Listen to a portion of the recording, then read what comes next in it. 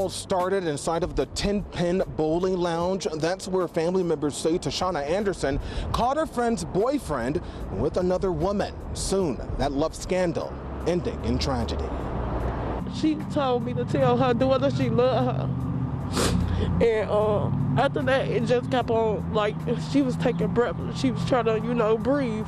And it was like going away.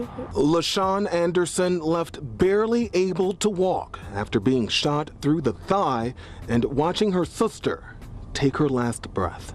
I'm telling her that you can make it, you can hold on, because I know she's strong. This would be the final picture of the sisters taken inside of the bathroom at 10 Pins in River North before Tashana went outside to meet her friend who was confronting her boyfriend. Caller, she's saying that she's yelling at somebody to get out her car.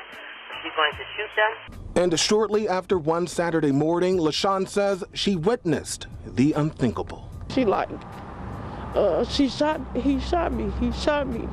LaShawn says she saw the man get out of the passenger side, punch her cousin to the ground before taking aim at the two sisters, both of them able to reach each other right here at this spot where LaShawn says she worked desperately to save her sister's life. I was putting pressure on her little wound that she got so it won't bleed out no more. But she never made it, and she says the alleged shooter drove off. Why would you shoot my sister? For no reason. She won't argue with him or nothing. Right. She won't never argue with him. She was taking up for her friend. Police say at this time no one is in custody as Tashana's family is now left grieving her sudden loss. I can't get the image out of my head, and I just wanted her to hold on, because she have a daughter and she only one. Well, Sade, cops say they started at a Taco Bell nearby. The suspect works there. The victim was tossed out twice for disorderly conduct. That's when investigators believe the suspect followed his victim and then opened fire. It is a confrontation about to turn deadly. 3 people exit a smoke shop, one with a bat in hand. The man he's confronting then opens fire, blasting several rounds at the group and into the shop. The gunman can then be seen entering the shop, then casually walking away. I was in the phone, I heard almost like it was a lot of shots that flow. It was not 1 or 2, I heard a lot of shots. Jay Williams is the smoke shop owner. He says he was on the phone with 2 of his employees when chaos erupted. I still got nothing to do with it. It happened just before 1 a.m. on East Burnside Avenue in the Tremont section of the Bronx. A 31-year-old man was killed, shot in the head and torso. 2 others, innocent bystanders, a 34-year-old man shot in his arm, and a 34-year-old woman shot in her torso. He's in stable condition. She's in critical condition. Yolanda Richards is her friend. She doesn't bother nobody. She doesn't do anything. So for innocent things to happen to people like that, it makes you worried about what's going on with the world. Police arrested 25-year-old Edison Cruz, charged with murder. Cops say this is the alleged murder weapon, a ghost gun, recovered 2 blocks away. In 2020, Cruz was arrested for throwing a plate of food at his mother's face and threatening to kill her. Cops say he had a loaded firearm, a ballistic vest, and parts to build ghost guns. That same year, he was arrested after police spotted him walking down the street in the Bronx wearing a bullet-resistant vest and this grenade launcher strapped to his back. This is surprising. He's really a humble cat. Like, he don't look for problems, no nothing. This all started as a robbery and drug deal at that Taco Bell, but it spilled out into the streets here, into the theater district, specifically into this alley here where 2 people were shot, both of them the unintended targets in this shooting. Now tonight, Chicago police need help identifying the people in the video. Security video from the Taco Bell Cantina on Wabash near Lake shows 3 people walk in around 5 Sunday night. They settle in. A guy wearing a Boston Red Sox hat nervously goes to the counter and orders a drink as he bites his nails. Police are looking to identify him.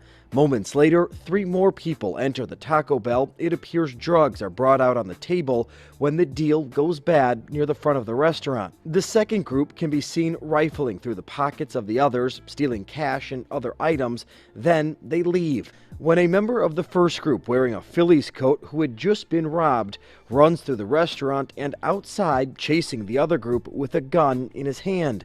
Police say what happened next is 2 people were shot in a nearby alley in Chicago's theater district. Neither victims were the intended targets. A 55-year-old was shot in the ear. He worked as a stagehand for the Nederlander Theater's production of Moulin Rouge. The shooting canceled Sunday's show at the last minute. Tonight, the show went on. Chicago Bike Police made their rounds as theatergoers went inside. Unfortunately, this is the new normal for the city of Chicago, so we don't want those events to limit our plans. So we're just going to go ahead and hope for the best. Obviously, we come down here wanting to enjoy our time at the theater, and it's unfortunate that's the way it turned out. After the shooting, the two people police are looking for got away on the L at Staten Lake.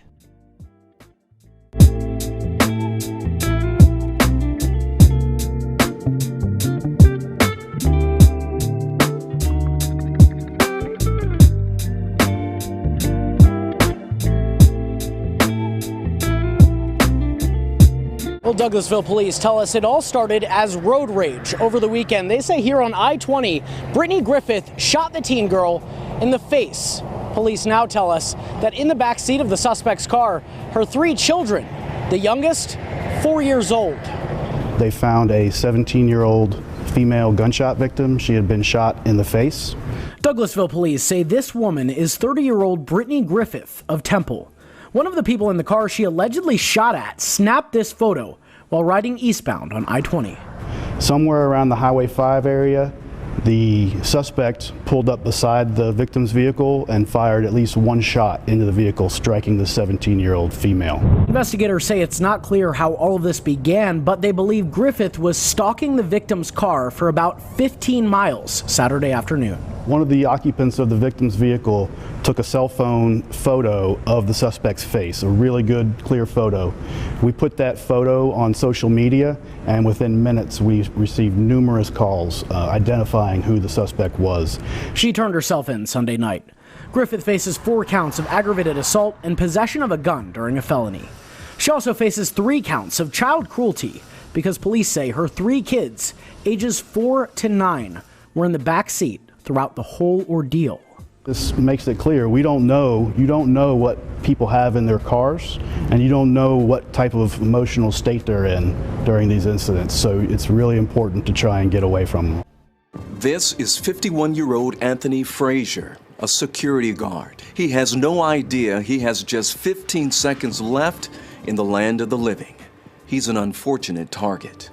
It happened Monday in broad daylight at 387 Cleveland Avenue Southwest, just blocks from I-75. Watch closely as Frazier steps out of his SUV.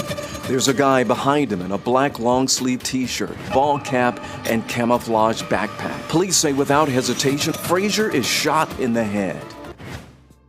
After gunning him down, the suspect appears to rifle through the victim's belongings. Investigators say this heartless criminal seems unfazed by who may be watching and continues to possibly take whatever he can. Do you recognize this guy? As he walks away, notice the witness who saw it all go down sitting on the curb. He didn't run as the unknown shooter walks by. He appears to acknowledge him. The witness sits there even after the suspect appears to drop a handgun. Then that witness walks by the victim, shaking his head. Before you know it, 3 more people show up, and one appears to possibly search Frazier too. Police want that cold-hearted killer off the street and want to talk to these potential witnesses as well.